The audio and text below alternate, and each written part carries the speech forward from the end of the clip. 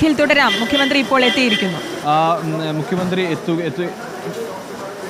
എത്തിയിരിക്കുന്നു. മുഖ്യമന്ത്രി കോട്ടയം മെഡിക്കൽ കോളേജിൽ ഇരുന്നു. അല്പസമയത്തിനകം തന്നെ മുഖ്യമന്ത്രി അധ്യക്ഷതയിൽ അവലോകന യോഗം ചേരും. മുഖ്യമന്ത്രിയും അതുപോലെ തന്നെ റവന്യൂ മന്ത്രി മുഖ്യമന്ത്രിയും മന്ത്രി വി എൻ വാസവൻ, വീണ ജോർജ് എന്നിവർ സംയുക്തമായിട്ടുള്ള അവലോകന യോഗം ചേരുന്നു. മുഖ്യമന്ത്രി ഇപ്പോൾ ഇതാ കോട്ടയം മെഡിക്കൽ കോളേജിൽ എത്തിയിരിക്കുന്നു.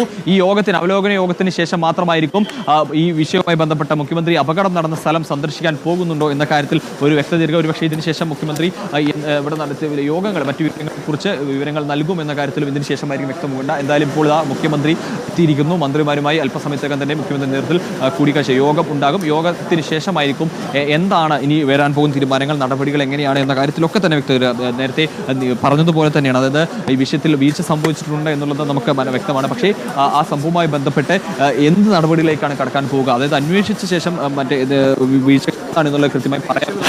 അപ്പോൾ ഈ അന്വേഷണത്തിന് ശേഷം എന്തായിരിക്കും എന്നുള്ള കാര്യത്തിൽ അതിനൊക്കെ ശേഷമായിരിക്കും ഉണ്ടാകുക. നേരിട്ട് ഇപ്പോൾ എന്തായാലും മാധ്യമപ്രവർത്തകർക്ക് ഉള്ളിലേക്ക് പോകുന്നതിന് അകത്തേക്ക് തന്നെയാണ്. അത് നിലവിൽ ഈ പുറത്തെ, അതായത് ഈ പ്രിൻസിപ്പളുടെ ഓഫീസ് കെട്ടിടമുണ്ട്. ഓഫീസ് കെട്ടിടത്തിന് പുറത്ത് മാത്രമാണ് പ്രവേശനം, ഉള്ളിലേക്ക് പ്രവേശനം ഇല്ല എന്നുള്ളത് തന്നെയാണ് നമുക്ക് മനസ്സിലാക്കാൻ സാധിക്കും. അപ്പോൾ ഈ യോഗത്തിന് ശേഷമായിരിക്കും ഇനി എന്ത് എന്ന കാര്യത്തിൽ നടപടികളടക്കം ഏത് രീതിയിലേക്ക് പോകും എന്ന കാര്യത്തിലൊക്കെ തന്നെ വ്യക്തത ഉണ്ടാവുക.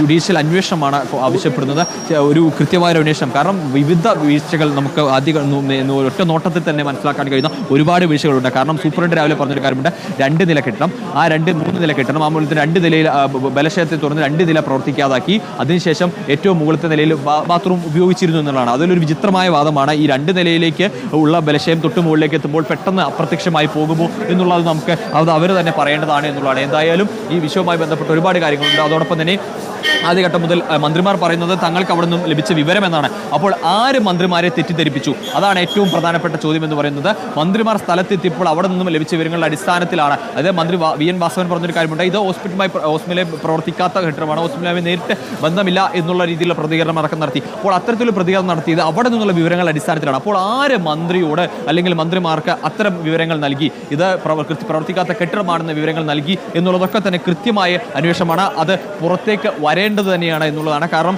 പ്രവർത്തിക്കാത്ത കെട്ടിടം എന്ന് പറയുന്നു, അതുപോലെ ആൾ കുടുങ്ങി കിടക്കുന്നില്ല എന്നൊരു നിഗമനത്തിന്റെ അടിസ്ഥാനത്തിലാണ് ആദ്യഘട്ടത്തിലെ പരിശോധന അടക്കം നടന്നിരുന്നു എന്നുള്ളതാണ്. പിന്നീടാണ് ഒരു പരാതി ഉയരുകയും അതിന് പിന്നാലെ തന്നെ രക്ഷാപ്രവർത്തനം ഊർജിതമാക്കി ആളെ എടുത്തുമൊളിക്കും. പക്ഷേ മണിക്കൂറുകൾ വൈകിയിരുന്നു എന്നുള്ളതാണ്. ആ മണിക്കൂറുകൾ കഴിഞ്ഞപ്പോഴേക്കും അതിനുള്ളിൽ കുടുങ്ങി കിടന്നിരുന്ന ബിന്ദു ഞെരുങ്ങി മരിക്കുന്ന ഒരു സാഹചര്യം പോലും ഉണ്ടായി എന്നുള്ള അവശിഷ്ടങ്ങൾക്കിടയിൽ കുടുങ്ങി ഞെരുങ്ങി മരിച്ചു എന്നുള്ളതാണ് ഏറ്റവും പ്രധാനപ്പെട്ട കാര്യം. അപ്പോൾ പ്രത്യക്ഷത്തിൽ നോക്കുമ്പോൾ ഒരുപാട് വീഴ്ചകൾ.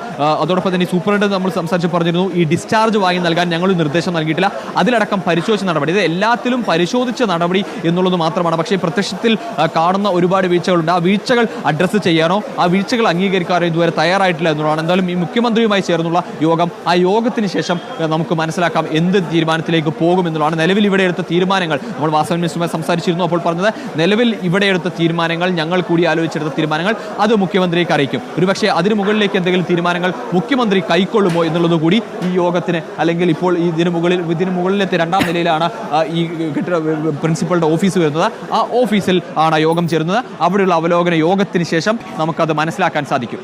അഖിൽ, തുടക്കം മുതൽ അനാസ്ഥ തന്നെയാണ് ഉണ്ടായിരിക്കുന്നതെന്ന് വ്യക്തമാണ്. അത് ഈ കെട്ടിടം പഴകിയ കെട്ടിടമാണെന്ന് അടക്കം അതുമുതൽ അത് ആരും ഉപയോഗിച്ചിരുന്നില്ല എന്ന് മന്ത്രിമാർ പറയുന്നു. അതിനുശേഷം വീണ്ടും പരാതി വരേണ്ടി വരുന്നു, ഇങ്ങനെ ഒരാളെ കാണാനില്ല എന്ന്. അതിനുശേഷമാണ് ഈ ഒരു പരിശോധനയിലേക്കും തെരച്ചിലിലേക്കും കടന്ന് ഒടുവിൽ 2 മണിക്കൂറിലധികം എടുത്ത് ബിന്ദുവിനെ പുറത്തെടുക്കാൻ. അപ്പോൾ തുടക്കം മുതൽ ഈ ഒരു നിമിഷം വരെ ഈ അനാസ്ഥയുടെ ചിത്രം വ്യക്തമാകുന്നതായിരുന്നു അവിടെ നടന്നത് എല്ലാം.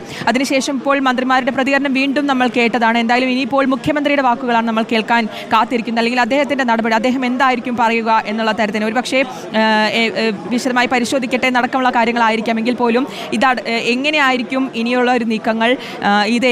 ഈ ഒരു പ്രതിഷേധങ്ങൾ വലിയ രീതിയിൽ ആരംഭിക്കുകയും ചെയ്തിട്ടുണ്ട്. കോട്ടയത്തും തിരുവനന്തപുരത്തും ഒക്കെ പ്രതിഷേധത്തിലേക്ക് തുടക്കമാവുകയും ചെയ്തു. പ്രതിപക്ഷ നേതാവ് നേരത്തെ സംസാരിച്ചപ്പോഴും പറഞ്ഞു, വലിയ പ്രതിഷേധത്തിലേക്ക്, മന്ത്രിയുടെ രാജി അടക്കമുള്ള ആവശ്യമാണ് ഉന്നയിക്കുന്നത്.